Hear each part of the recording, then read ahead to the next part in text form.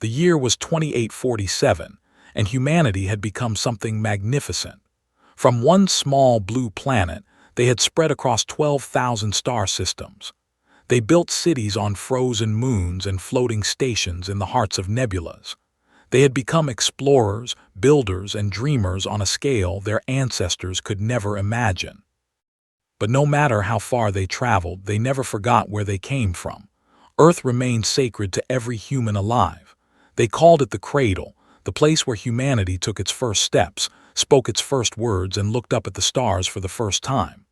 2 billion people still lived there, protecting its oceans and forests, its ancient cities and quiet villages. Earth was not just a planet. It was a symbol of everything humanity had been and everything it hoped to become. Admiral Kira Okonkwo was halfway across the galaxy when the universe changed forever. She stood on the bridge of her flagship, watching stars blur past the viewport as her fleet jumped between systems. She was a tall woman with gray hair and tired eyes that had seen too many battles.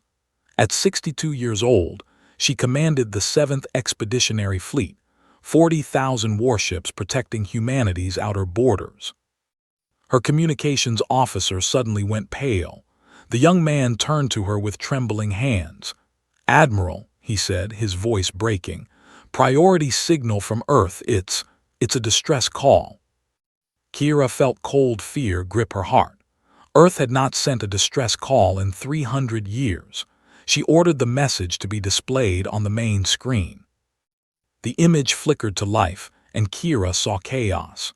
The sky behind the terrified news reporter was not blue. It was orange and red, filled with massive shapes descending through burning clouds. The reporter was screaming something about ships appearing from nowhere, about weapons that turned buildings to ash in seconds. Then the camera swung upward and Kira saw them.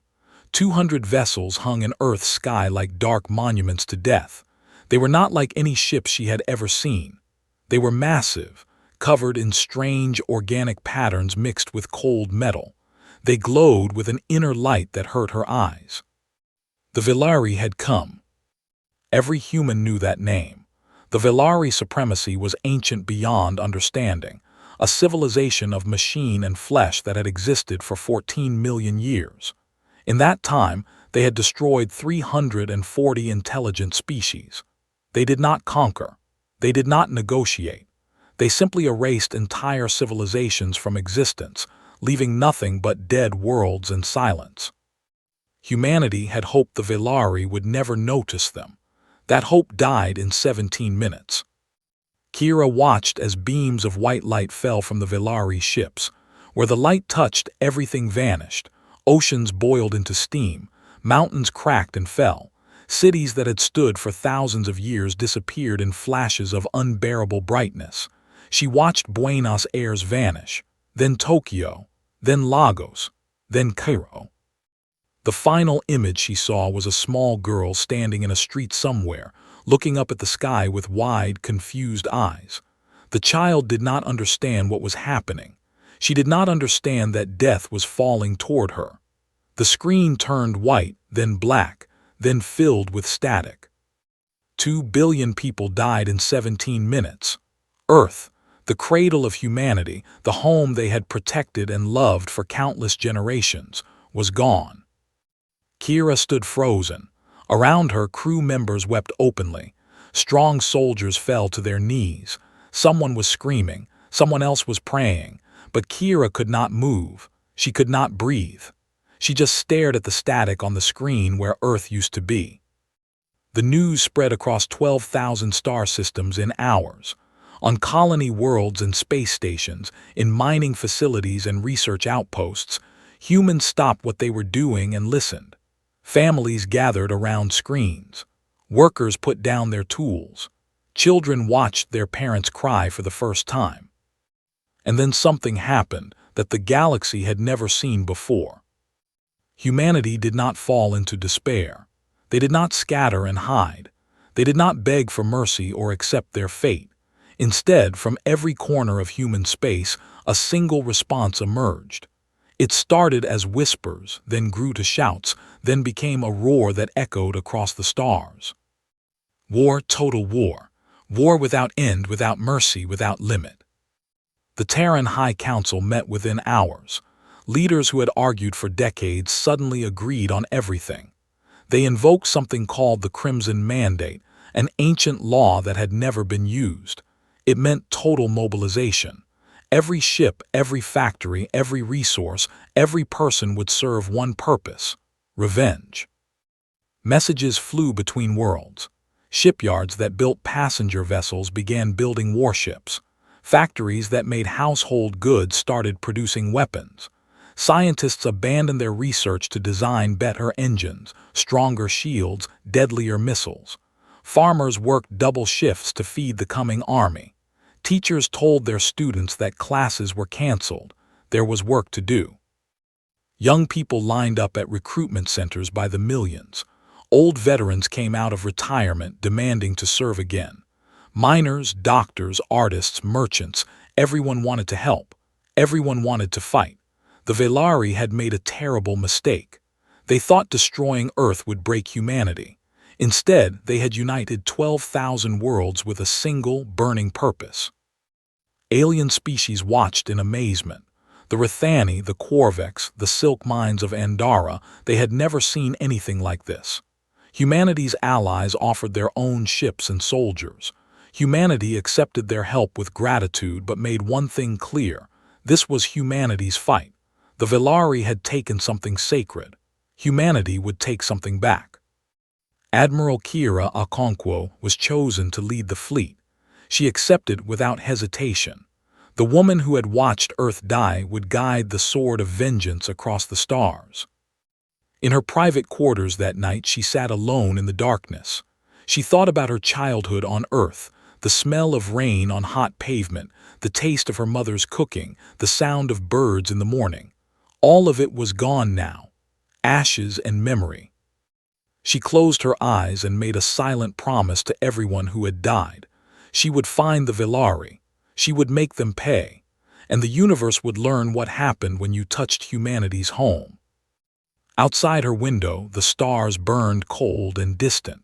Somewhere out there, 8,000 light-years away, the Velari waited in their ancient strongholds. They did not know what was coming. They had destroyed 340 species and never faced consequences. They were about to face humanity. And humanity was very, very angry. 18 months passed, and humanity transformed itself into a weapon. Across 12,000 star systems, the work never stopped. Day and night meant nothing anymore. Shifts ran constantly. Factories burned bright around the clock, their furnaces fed by the endless hunger for revenge. Shipyards that once built 10 vessels a year now produced 10 vessels a week. Engineers worked until they collapsed, slept for a few hours, then returned to their stations.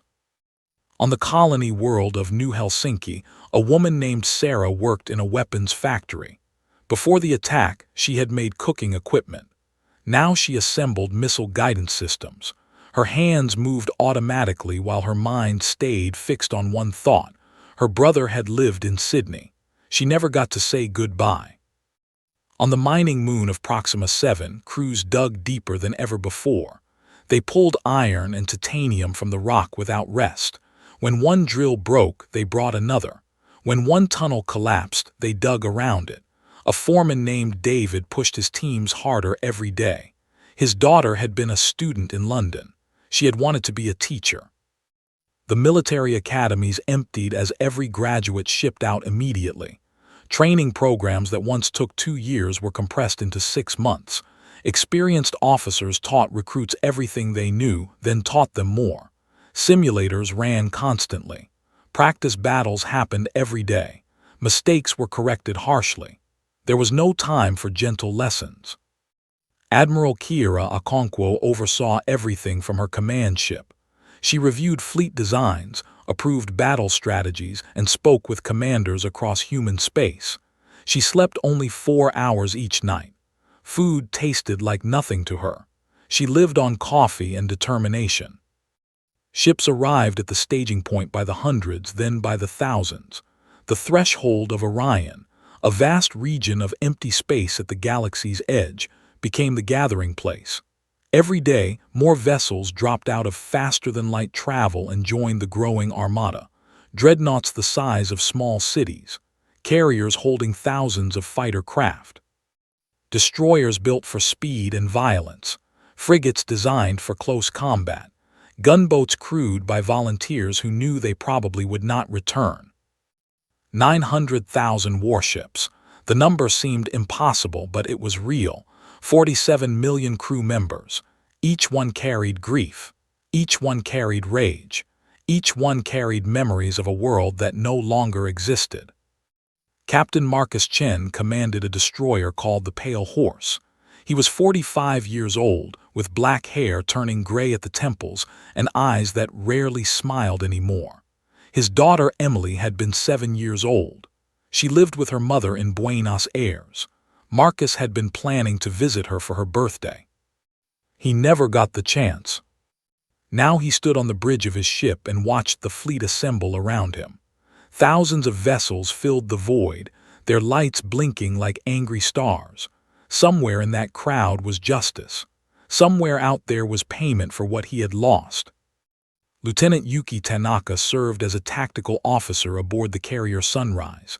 She was young, only 26, but her skills had earned her a position on one of the fleet's most important vessels. Around her neck she wore a small locket. Inside was ash. Her grandmother had raised her after her parents died. Her grandmother had lived in Tokyo, in a small apartment filled with plants and old photographs. The apartment was gone now. The photographs were gone. Only the ash remained. Chief Engineer Dara Osai kept the engines running on the battleship Iron Will. She was a large woman with strong hands and a quiet voice. In her pocket, she carried a small glass vial filled with brown soil. It came from Lagos, from her family's garden where she had played as a child. A friend had collected it for her just days before the attack, meaning to send it as a gift. It was the last piece of earth that Dara would ever touch. Every ship in the fleet carried similar stories, similar pain, similar fury. The day of departure arrived. Admiral Okonkwo stood on the bridge of her flagship, the Remembrance of Earth. The name had been chosen by popular vote. Every human had wanted the ship to carry their loss into battle. She opened a communication channel to the entire fleet. 900,000 ships fell silent. 47 million people stopped what they were doing and listened. Today we begin the longest journey our species has ever taken, Kira said. Her voice was steady, but her hands were shaking. 8,000 light years, through space that no human has crossed before, toward an enemy that has destroyed 340 civilizations. She paused. Outside her window, the fleet stretched to the edge of vision, a sea of metal and fire and human will. The Velari believe they have seen the worst of humanity. They saw our cities burn. They saw our children die. They saw our cradle reduced to ash and silence. Her voice grew harder. But they have not seen what comes next. They have not seen 12,000 worlds united by a single purpose. They have not seen farmers become soldiers, teachers become engineers, children become warriors. They have not seen what humanity does when everything we love is taken from us. On the Pale Horse, Captain Chen gripped the railing and remembered his daughter's laugh. On the Sunrise, Lieutenant Tanaka touched her locket and remembered her grandmother's gentle hands. On the Iron Will, Engineer Osai squeezed the vial in her pocket and remembered the smell of Lagos after rain. We are not going to the Velari homeworld for conquest, Kira continued. We are not going for territory or resources or glory. We are going to teach the universe a lesson that will never be forgotten. She took a breath. You do not touch humanity's home. Silence held for a moment. Then, across 900,000 ships, voices rose in a roar that seemed to shake the stars themselves. Fists pounded on consoles. Feet stamped on deck plates. The sound of human fury echoed through the void. Admiral Okonkwo gave the order. 900,000 ships activated their jump drives at the same moment. The energy release was so massive that astronomers in distant galaxies would see it as a flash of light years later. Space itself seemed to bend and twist as the greatest fleet ever assembled tore a hole through reality and plunged into the unknown. The journey had begun. Somewhere ahead, 8,000 light-years away, the Velari waited. They had no idea what was coming for them. The fleet moved through space like a river of fire. Jump after jump, the Armada crossed distances that would have taken centuries at normal speeds. Stars blurred past. Nebulas came and went. Empty space stretched between galaxies, cold and silent, broken only by the engines of 900,000 warships pushing forward. They did not travel unopposed. The Velari had outposts scattered across the galaxy, small bases that watched the stars and reported back to their masters. The first one appeared 3 weeks into the journey. A station built into an asteroid, bristling with weapons and sensor equipment. Admiral Okonkwo did not slow down. She simply pointed at the station and gave one word: remove it. 200 destroyers broke formation and accelerated toward the target. The Velari station opened fire, but its weapons were designed to destroy scouts and small patrols. It had never faced anything like this. Missiles struck it from every direction. Energy beams cut through its armor. In less than a minute, the station was expanding clouds of debris and cooling metal. The fleet did not even pause. They jumped again and left the wreckage behind. More outposts fell in the following weeks. Each one was destroyed without mercy. Each one tried to send warnings back to the Velari homeworld, and each one succeeded. The fleet made no effort to hide. They wanted the Velari to know they were coming. Captain Marcus Chen watched the destruction from the bridge of the Pale Horse. His ship had taken part in 3 attacks so far. Each time he felt a small spark of satisfaction. Each time the spark faded quickly. Destroying outposts was not enough. He wanted more. At night, or what passed for night on a warship, he sat alone in his quarters and recorded messages. He spoke to his daughter Emily, even though she would never hear the words. He told her about his day. He told her about the stars outside his window. He told her that he was coming to make things right. He never cried. He had run out of tears months ago. Lieutenant Yuki Tanaka spent her hours studying enemy patterns. The Velari fought in precise formations, their ships moving like parts of a single machine. They communicated instantly across vast distances, coordinated by something the intelligence officers called the Overmind, a vast collective intelligence that controlled all Velari forces. Fighting such an enemy required new tactics. Yuki worked late into every night, adjusting battle plans, testing theories in simulations, trying to find weaknesses in the Velari approach. She found very few. The enemy had been perfecting warfare for 14 million years. But humans learned fast. That was what made them dangerous. Chief Engineer Dara Osa kept her engines running at maximum efficiency. The journey was hard on the ships. Jump drives were not meant for this kind of continuous use. Parts broke down. Systems failed. Dara and her teams worked around the clock fixing problems before they became disasters. She slept in the engine room most nights, surrounded by the hum of machinery. The sound reminded her of traffic in Lagos, the constant noise of life happening all around her. She found it comforting. 2 months into the journey, the fleet encountered its first real battle. A Velari scout force dropped out of faster-than-light travel directly ahead of the Armada. 100 enemy vessels, sleek and deadly, their organic metal hulls pulsing with strange light. They had been sent to slow the human advance. Admiral Okonkwo smiled when she saw them. It was not a pleasant smile. "All ships," she said calmly, "weapons free." The battle lasted 11 minutes. Human ships swarmed the Velari force from every direction. Missiles filled the void like angry hornets. Energy beams crossed and recrossed in patterns of destruction. The Velari fought with terrible precision, destroying dozens of human vessels with every volley. But there were too many humans. For every ship that died, 10 more took its place. The Velari formation broke apart under the weight of numbers. Their vessels tried to retreat, but human destroyers cut off their escape routes. One by one, the enemy ships were surrounded and torn apart. When it was over, all 100 Velari vessels were destroyed. Humanity had lost 412 ships, over 30,000 crew members dead. It was a victory, but it did not feel like one. Admiral Okonkwo ordered the fleet to continue. There was no time to mourn. The dead would be honored later when the mission was complete. More battles followed. Larger Velari forces tried to stop the advance. Each time they failed, each time the cost was high. Ships vanished in balls of fire. Friends died in the cold void.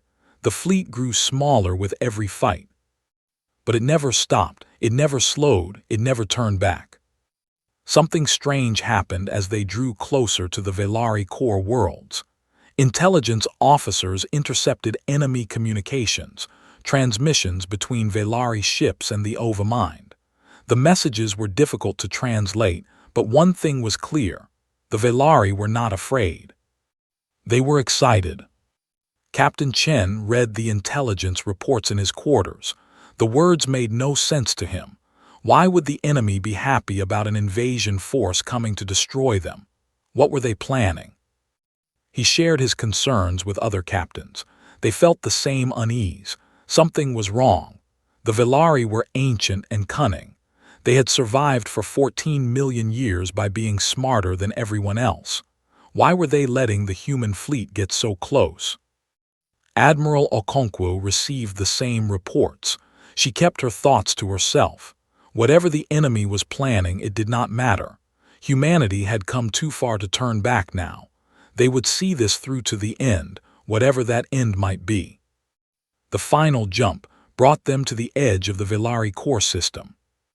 What they saw made even the bravest soldiers fall silent. A dying red star hung at the center of the system, ancient and swollen. Around it orbited 12 artificial worlds, structures so massive they made planets look small. Each one was a hive, home to billions of Velari. Each one glowed with the same strange light as their ships. And between the human fleet and those worlds floated 3 million Velari warships.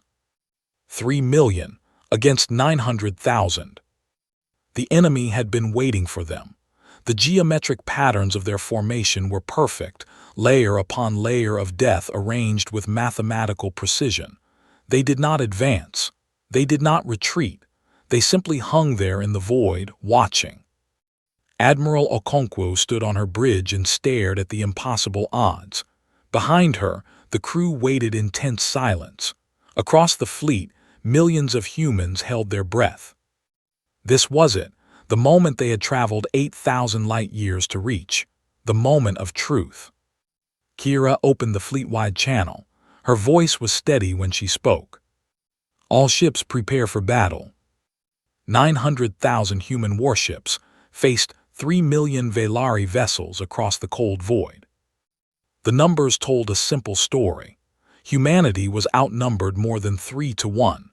The enemy had better technology, more experience, and home territory advantage. Every tactical calculation, every simulation, every rational analysis said the same thing. This battle could not be won. Admiral Kira Okonkwo knew the odds. So did every captain, every officer, every crew member in the fleet. They had not come here expecting to survive. They had come here expecting to hurt the enemy so badly that the Velari would remember humanity forever. All weapons charged and ready, reported her tactical officer. Fighter squadron standing by, added the flight coordinator. Fleet awaiting your command, Admiral, said her first officer. Kira nodded slowly. Her finger hovered over the button that would begin the final attack. 47 million lives waited on her decision. 47 million people who had crossed 8,000 light-years for this moment. She took a breath. She prepared to give the order. Then the Velari did something unexpected. They did not attack. Instead, every weapon in the enemy fleet powered down. The glow of charged energy faded from their hulls. Their formations remained perfect, but their guns fell silent. 3 million warships simply waited, dark and quiet against the red light of the dying star. "Admiral," her communications officer said, confusion clear in his voice. "We are receiving a transmission from the Velari. It is directed specifically to you." Kira frowned. The Velari did not negotiate. They did not talk. In 14 million years, they had never sent a message to any species they were about to destroy. What was happening? "Put it through," she ordered. The main screen flickered. An image appeared, not a face, but a pattern of shifting lights and geometric shapes. A voice spoke, and it was unlike anything Kira had ever heard. It sounded like millions of beings speaking at once, their words blending into a single chorus. "We are the Overmind," the voice said. "We speak for all Velari. We have been waiting for you, Admiral Kira Okonkwo. We have been waiting for 14 million years." Kira felt ice spread through her veins. "Waiting for us? You murdered 2 billion people. You destroyed our home."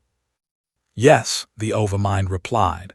There was no emotion in its voice, only ancient, patient certainty. "We destroyed your cradle, we burned your world, we killed your children, and then we waited to see what you would do." "What we would do?" Kira's hands curled into fists. "We came to destroy you, we came for revenge."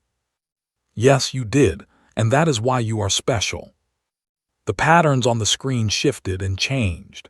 Images appeared within them, planets burning, cities falling, entire species vanishing in storms of fire. 340 civilizations erased from existence. "In 14 million years," the Overmind continued, "we have tested 340 intelligent species. We attacked them, we hurt them, we took everything they loved, and then we watched." The images changed again. Aliens of different shapes and sizes, cowering, surrendering, begging for mercy. Fleets scattering in panic. Governments collapsing into chaos. Species turning on themselves in despair. Each time they failed. Some surrendered immediately. Some fought briefly, then gave up. Some destroyed themselves in fear and confusion. Not one of them did what you have done. Kira stared at the screen. Her heart pounded in her chest. "What do you mean?" "You unified, completely, 12,000 worlds working as one. You built the largest fleet in galactic history. You crossed 8,000 light years, a distance no species has ever traveled to reach us. You lost ships and soldiers along the way, but you never stopped. You never slowed. You never turned back." The voice paused. When it spoke again, something had changed in its tone, something that almost sounded like wonder. "You came here to die. You knew you could not win, but you came anyway because revenge mattered more than survival, because your love for your lost world was stronger than your fear of death." Kira said nothing. She could not find words. "We did not destroy Earth to end humanity," the Overmind said. "We destroyed Earth to test you, to see if you were worthy." "Worthy of what?" The patterns shifted one final time. Now they showed something different, ancient records from millions of years ago. The Velari, but not as conquerors, as builders, as protectors. Ships carrying supplies to struggling colonies. Scientists sharing knowledge with younger species. A civilization dedicated to helping others grow. "Long ago, we were guardians of this galaxy. We lifted species from darkness. We taught them to reach the stars. We believed the universe was a garden to be cultivated, not a battlefield to be dominated." The images grew darker. Wars, betrayals, species they had helped turning against them, civilizations they had protected becoming corrupt and violent. Time taught us a different lesson. Every species we helped eventually disappointed us. They fought, they conquered, they destroyed. After millions of years, we lost faith. We decided that no species was worthy of the stars, so we became destroyers instead of protectors. We tested each new civilization, hoping one would prove us wrong. The voice fell silent for a moment. When it returned, it was softer. 340 times we were right. No species passed the test, until now, until you. Captain Marcus Chen listened to the transmission from the bridge of the Pale Horse. His hands were shaking. His mind struggled to understand what he was hearing. The enemy, the monsters who had murdered his daughter, were saying that it had all been a test. Lieutenant Yuki Tanaka clutched her locket and felt tears streaming down her face. A test. Her grandmother had died for a test. Chief Engineer Dara Osai squeezed the vial of Lagos soil so hard that her hand ached. Billions of lives, millions of years of human history, everything that Earth had been, all destroyed to see what humanity would do next. Admiral Okonkwo stood very still. Her face showed nothing, but inside she was burning. Rage beyond words, grief beyond measure, and something else, a terrible understanding of the choice that now lay before her. "What do you want from us?" she asked quietly. "We want to know what you will do next," the Overmind replied. "You have passed the test. You proved that humanity has the strength, the unity, and the will that no other species possessed. Now we offer you a choice." The patterns on the screen formed into something like a question mark. "You can attack. Your fleet will be destroyed, but you will hurt us, perhaps badly. You will have your revenge, and humanity will be remembered as brave warriors who died fighting impossible odds." The pattern shifted. "Or you can show us something we have not seen in 14 million years. You can show us that strength is not just the ability to destroy. You can show us what made your species worth crossing 8,000 light-years to avenge." Kira closed her eyes. Behind her, the bridge crew waited in frozen silence. Across the fleet, millions of humans waited for her decision. Attack and they would all die, but they would take as many Velari with them as possible. Hold fire and they would. What? Forgive the unforgivable. Let the murder of 2 billion people go unpunished. She thought of Earth. She thought of the oceans and the mountains and the cities full of life. She thought of Buenos Aires and Tokyo and Lagos, of children playing and families gathering and lovers walking hand in hand. All of it gone, all of it ash. Her finger touched the attack button. One press and the greatest battle in history would begin. But she did not press it, not yet. Not yet. Admiral Kira Okonkwo walked away from the command console. Her officers watched in confusion as she moved to the observation window at the back of the bridge. Outside, the stars burned against the endless darkness. The red giant sun cast bloody light across both fleets, human and Velari, hanging in space like pieces on a cosmic game board. She stood there for a long time. No one dared to interrupt her. Her mind traveled backward through time. She remembered her childhood home near the Cape of Good Hope. She remembered her mother teaching her to cook, her father showing her the constellations at night. She remembered falling in love for the first time, losing friends, making mistakes, learning, growing. She remembered Earth, not just as a planet but as an idea, a species that started with nothing, no claws, no fangs, no armor, and conquered the stars through cleverness and cooperation. A species that built libraries and hospitals and schools. A species that painted pictures and wrote songs and told stories around campfires that became stories told across galaxies. That was what the Velari had taken. That was what she had come to avenge. But what would Earth want her to do now? She turned back to the screen. The Overmind's pattern still flickered there, waiting for her answer. "You want to know what makes humanity different?" Kira asked. Her voice was quiet but steady. "I will tell you." She walked forward until she stood directly in front of the screen. "We came here to destroy you. Every person in this fleet would give their life for the chance to watch your worlds burn. We have earned that right. We have paid for it in blood and tears and 18 months of grief so deep it has no bottom." Her hands clenched at her sides. But that is not who we are. That is not what Earth taught us to be. She took a breath. The weight of 47 million lives pressed down on her shoulders. We did not cross 8,000 light years to become you. We did not sacrifice everything we had just to prove that we can destroy as well as you can. The universe does not need another species that answers pain with pain and death with death. Tears formed in her eyes, but her voice did not waver. Earth was more than a planet. It was a promise that intelligence does not have to mean cruelty, that power does not have to mean domination, that strength can be used to protect instead of destroy. She paused. You asked what we would do. Here is your answer. We will not fire. We will not give you the war you expect. Instead, we will show you what you forgot. We will show you that the universe is not something to dominate. It is something to cherish. Silence filled the bridge. On the pale horse, Captain Marcus Chen gripped his console and felt his heart tearing in two. He wanted to scream.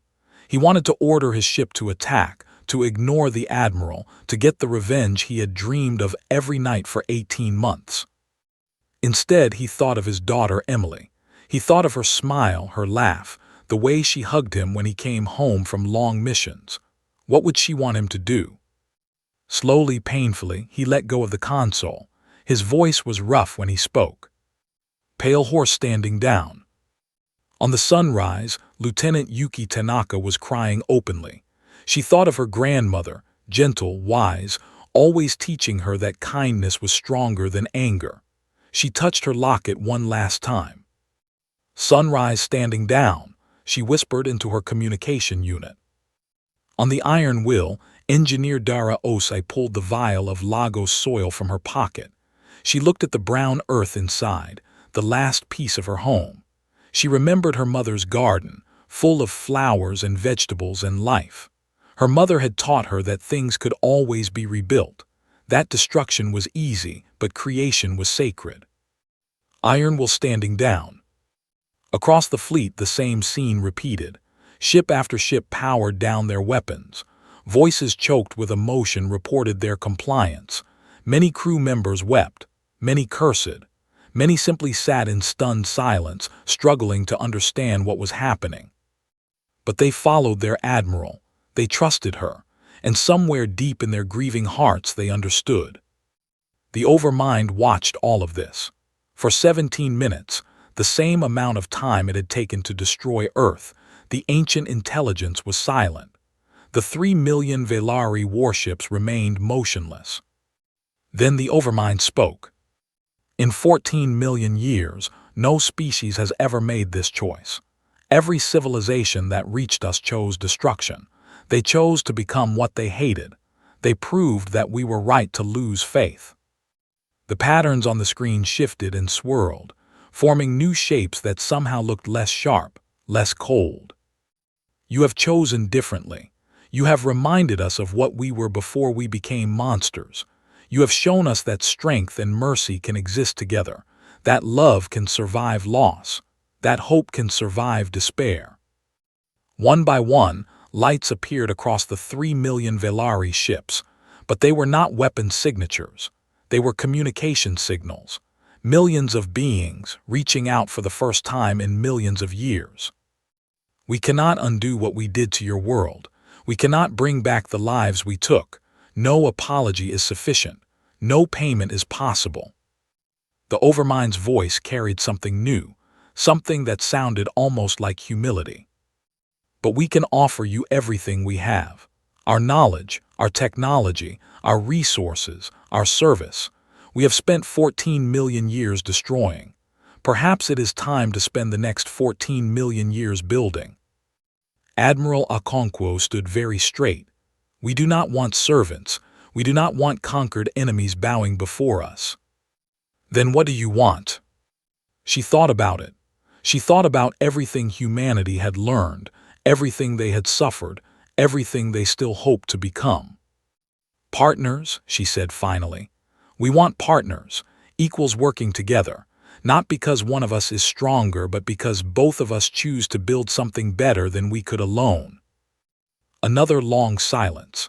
Then, for the first time in millions of years, the Overmind made a sound that could only be described as wonder. Yes, it said. Yes, this is what we forgot. This is what we lost. This is what you have given back to us. 50 years later, Admiral Kira Okonkwo, now very old, with white hair and wrinkled hands, stood on a beach in Buenos Aires. The city had been rebuilt, not as it was, but as something new, a blend of human architecture and Velari technology, beautiful and strange. Trees lined streets that had not existed a decade ago. Birds sang in gardens planted over ground that had once been ash. Beside her stood a Velari, not the terrifying warship being she had faced across the void, but a smaller form they had created for working alongside humans. It looked like a sculpture of light and metal, vaguely humanoid, gentle in its movements. "The ocean restoration is complete," the Velari said. Its voice was soft, almost musical. "Fish populations have returned to pre-attack levels. Coral reefs are growing again." Kira smiled. The oceans. She had thought she would never see Earth's oceans again. "Thank you," she said simply. Children played in the surf nearby, the first generation born on the new Earth. They did not remember the destruction. They only knew the world as it was now, healing, growing, full of promise. One little girl ran up to Kira, laughing. "Are you the Admiral?" she asked. "The one who saved everybody?" Kira knelt down slowly, her old knees protesting. "I did not save everybody," she said honestly. "Many people died, people I could not protect. But you stopped the war. Teacher says you could have destroyed the enemy, but you chose to be friends instead." "Something like that." The girl tilted her head. Was it hard to not be angry? Kira looked at the ocean, at the sky, at the rebuilt city rising behind the beach. She thought of Marcus Chen, who had died peacefully 10 years ago, finally at peace. She thought of Yuki Tanaka, now a grandmother herself, teaching at a school where human and Velari children learned together. She thought of Dara Osai, who had planted a garden with soil from Lagos, watching it grow year after year. "Yes," she said to the little girl, "it was the hardest thing I ever did, but the hard things are usually the right things." The girl nodded seriously, then ran back to play with her friends. Kira stood and looked up at the sky. Among the clouds, she could see ships passing, human and Velari vessels traveling together, carrying hope instead of weapons. She whispered words that only the wind could hear. "We came to avenge you, but in the end we honored you instead." Above her the stars waited, full of possibilities. And for the first time in 14 million years, the future looked bright.